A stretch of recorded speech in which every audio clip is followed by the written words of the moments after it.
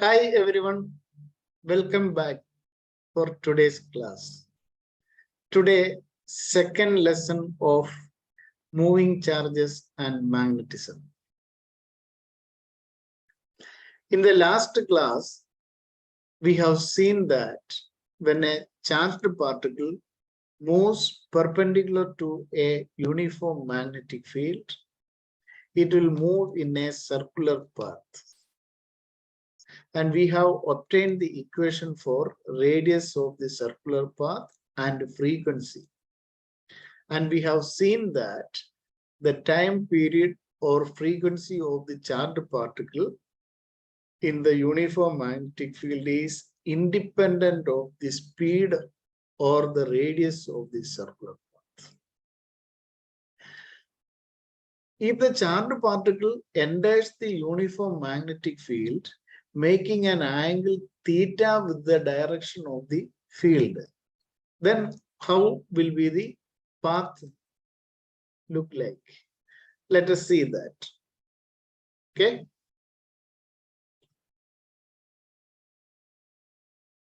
So you are considering a uniform magnetic field. This is a uniform magnetic field directed into the plane of the paper. So if the charged particle enter perpendicular to this, it will move in a circular path. If the charged particle is moving like this, it is entering, making an angle theta with the direction of the field direction of the magnetic field. See, in this way, what will happen? In this case, the particle will move along a helical path. I will explain you how it happens. Okay. Okay. See, this is the velocity. Now you can resolve it into two perpendicular components. Velocity can be resolved into two perpendicular components. Okay. Suppose this angle is theta. V cos theta will be x component of that velocity, V sin theta, y component of the velocity. So here, the y component of velocity is perpendicular to the magnetic field. So it will make the charged particle move in a circular path. But this x component that move the particle horizontally. So you see, due to y component, charged particle move in a along a vertical circle. But at the same time, x component pull horizontally. So what will be the path? It will be a helical path. Okay. So how the path will look like? Due to the y component, the particle move in a circular path like this. But the x component pull it along horizontally. Okay. So the charged particle moves in a helical path. Then distance traveled in one complete revolution for one circular motion of the charged particle is known as pitch. We represent by P. You can find out pitch as, this horizontal distance, horizontal velocity V cos theta into time for one circular motion time period. So we can write V cos theta into T, already 2 pi m by V cube. So this is the equation for the pitch. Pitch means distance traveled by the horizontal distance traveled by the particle when the particle makes one circular motion. That is known as pitch of the helix. Horizontal distance traveled by the charged particle when it makes one complete revolution along the vertical circle. Okay. So this is 2 pi m V cos theta by V cube. Okay. So when a charged particle enters the magnetic field at an angle theta with the direction of the magnetic field, It will move in a helical path. Okay. This is the velocity. This is the direction of magnetic field horizontally. So we can resolve V into two components, V sine theta, V cos theta. V sine theta make the particle move along the circular path like this. At the same time, the x component of velocity pull the particle horizontally. So it moves in a horizontal path, in a helical path. Distance traveled in one complete horizontal distance traveled by the charged particle in one complete revolution is known as pitch of the helix. See, there is a very beautiful application of this. You might have heard of polar aurora borealis, northern lights. You know, when the charged particle enter the atmosphere, you know, under the effect of Earth's magnetic field, it is entering at an angle with the Earth's magnetic field. Okay, because of that, the charged particles move in helical path. It is very beautiful to see. This phenomenon is known as northern light or aurora borealis. Atmosphere contains charged particle. When charged particle come into the polar region strong magnetic field is strong. So charged particle may make some angle with the direction of the magnetic field. As a result, they will move helical paths. Okay, colored, it will be colorful. Okay, you can watch on the YouTube videos. Type aurora borealis, it will come. Okay.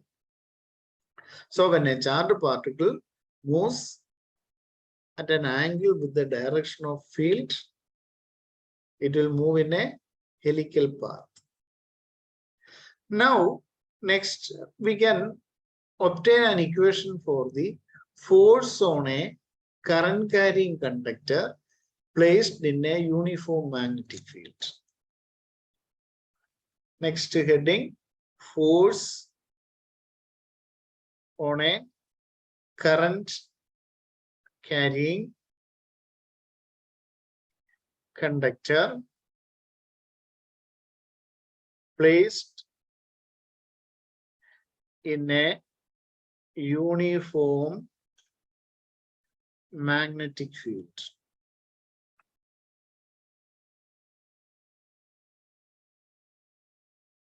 You know the equation for force on a charged particle moving through a magnetic field. You know the equation. What is the equation for the force acting on a charged particle moving through a magnetic field? F equals Q into V cross B.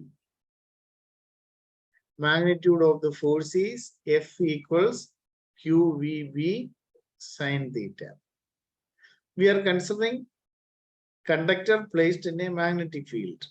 See, this is a conductor. Okay, it is placed in a uniform magnetic field. Conductor make an angle theta with the field.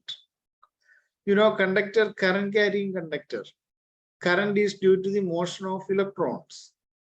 So to find out the force, what you have to calculate? First, to find the force on one electron. Then multiply by the total number of electrons in the conductor. You know force on one electron. Current is due to the motion of electrons. Electrons are moving, right? So force on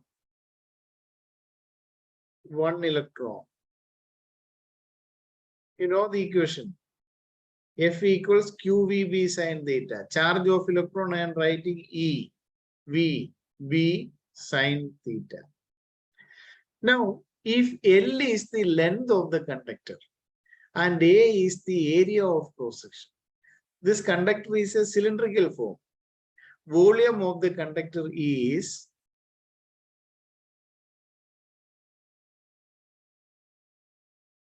A into L.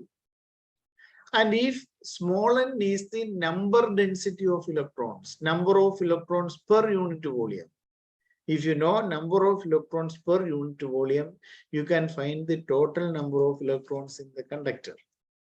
So let small letter n be the number of electrons per unit volume of the conductor.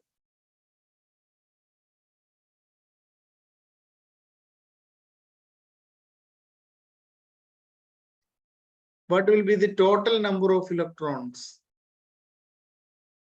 Total number of electrons in the conductor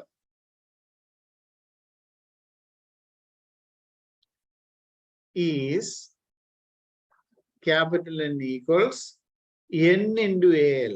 Small n is number of electrons per unit volume. So number of electrons in a volume Al is NAL. Now you can find out the total charge, okay, or total force. You know, force on one electron. Force on one electron is EVB sine theta. Force on one electron is EVB sine theta. How many electrons are there? Total NAL. Therefore, total force in the conductor. Total force on the conductor.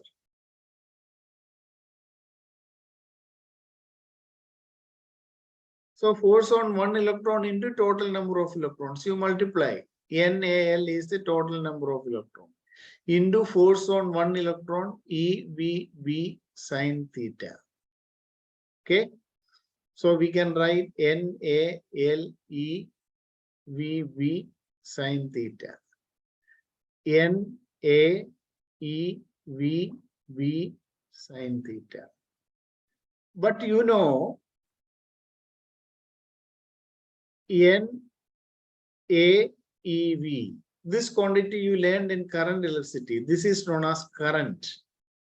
V is the drift velocity, velocity of the electron. That is known as drift velocity, average velocity of the electron.